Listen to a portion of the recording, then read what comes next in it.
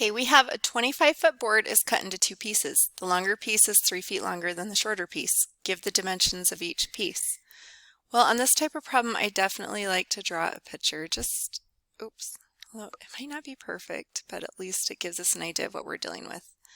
So we know this board is 25 feet long. It's cut in half. Oh, it's not. I was just going to say it's cut, but it's not cut in half.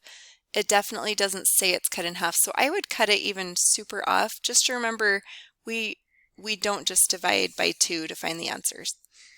So we know there's a shorter piece, we'll just call x. The longer piece is 3 feet longer.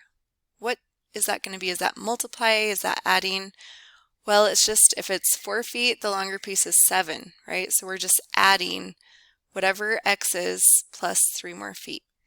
Now we know together if we combine these two pieces they're going to equal 25, and so that's how we're going to set up our equation. So we have x plus 3 equals 25.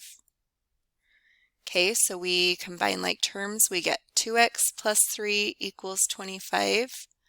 We can minus the 3 on each side, so we'll get 2x equals 22. We divide by 2 on each side, so x equals 11. So that tells us the shorter piece is going to be 11 feet. How much is the longer piece going to be?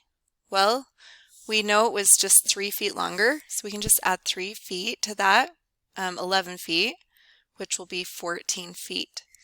Now before we leave this problem, I highly recommend that you check and make sure it fits both stipulations.